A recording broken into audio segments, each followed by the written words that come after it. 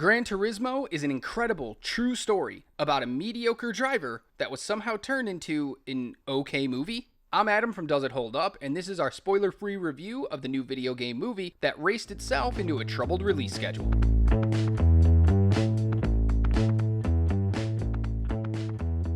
Sony Pictures decided to push this movie back 2 weeks from its original release date of August 11th due to the actors' strike. But they also decided to have sneak previews each weekend leading up to its release. The hope here was that audiences would love the movie and promote it, but after seeing it, I think it's going to backfire more than they hoped it would. Gran Turismo is the true story about a real person named Jan Mardenborough, who was a real gamer and his true rise to becoming a real racer in a series of true events. If you didn't get that it's a true story, don't worry, the movie will constantly remind you. Jan is one of the best Gran Turismo players in the UK, and is invited to the GT Academy to see if he can beat other players to become a real driver for Team Nissan. After grueling tests, learning to drive and being beaten down, he proves he's the best driver there. Now he must race in some lower tier races to get his racing license, but everything goes wrong and other racers petition for him to be removed from the sport. Only one thing to do now, win the biggest event of the year. The first problem with this movie is the lack of realism in the story being told. Jan did win the GT Academy, but he won the third season of the competition, not the first as the movie makes you believe. Spaniard Lucas Ordóñez won Season 1, and Jordan Tresson from France won Season 2. In fact, Jan wasn't even the only winner of Season 3. He split that title with American Brian Hotcotter.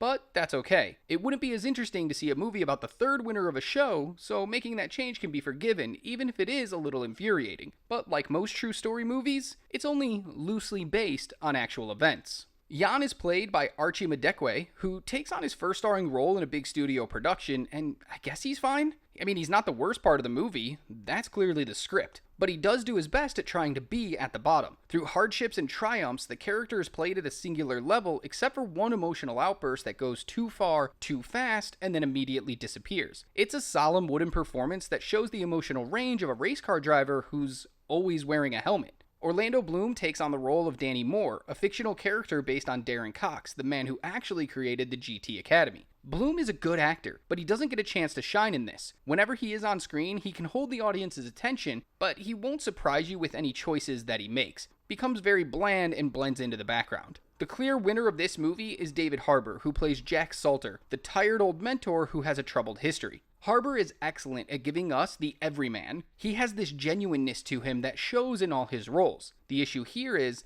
this character feels very reminiscent of characters he's done in the past. But regardless of that, he's the person you'll be rooting for and hoping everything works out for by the end. The rest of the cast and characters are good, but very cliche. First, we have Jan's working class, disapproving dad who can't understand his son's dreams, played excellently by Jaimin Hansu. Next, we have the diverse group of ragtag drivers with Jan at the GT Academy, including the pseudo-rival who will become his friend and is naturally good at this, and he probably should have won the competition. Then we have the actual rival of the story once Jan becomes a driver, that the movie gives very little to do, and their rivalry actually plays no big part in the overall narrative. And finally, we have the romantic interest, who, let's face it, is only in the movie to pad the runtime and potentially give us another reason to root for Jan, since that seems a very hard thing to do. Neil Blomkamp directed this movie, and you may know the name from the Oscar-nominated District 9, but since that movie, he seemed to struggle to find another winner with the moderate hit Elysium and the critically and commercially panned Chappie. But this was a movie that felt right for Blomkamp. He could give us a great insight into racing and use his experience in visual effects to highlight what it feels like to be a racer. Instead, he decided to take the easy route and have very little fun or visually interesting scenes. Racing is supposed to be exhilarating and intense, yet all the moments we see cars going 300 miles per hour makes them look as if they are Matchbox toys going down a plastic ramp. Overuse of drone shots that he pushes against the movement of the cars, so it really limits the idea of how fast they're moving. He also chooses to do some weird close-ups of the spoilers, brake pads, and hands shifting gears. Not once did I feel like I was in the car or the speed at which they were traveling. What shocked me the most was that not once did Blomkamp put a camera in the car to give us a POV so we could experience that thrill. It's a beautifully made film with some wonderful wide shots, but there's just no magic in what was captured.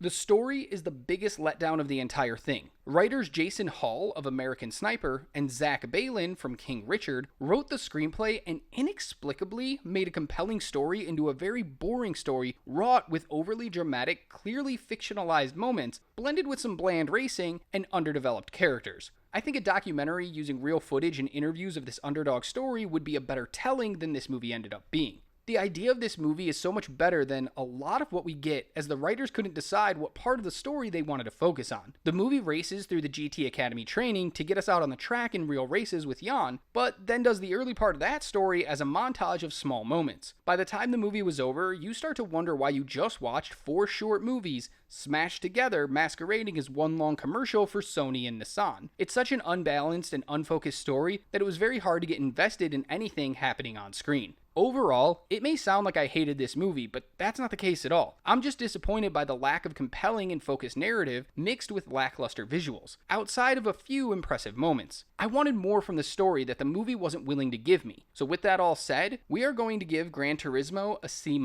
It's not the movie the trailers promised, and it's a far cry from something that could have ended Barbie and Oppenheimer's runs at the top of the box office. The best thing about this movie was the studio's decision to push the release date back 2 weeks. But it's also possible they hurt themselves with these early previews. Thanks for watching. Let us know in the comments your thoughts on Gran Turismo. Please give this video a like and a share. Subscribe to our channel for more great content and ring the bell to be notified when we release more great videos like the one on your screen now. Remember, you're amazing, so be good to yourself, be kind to others, and keep watching movies.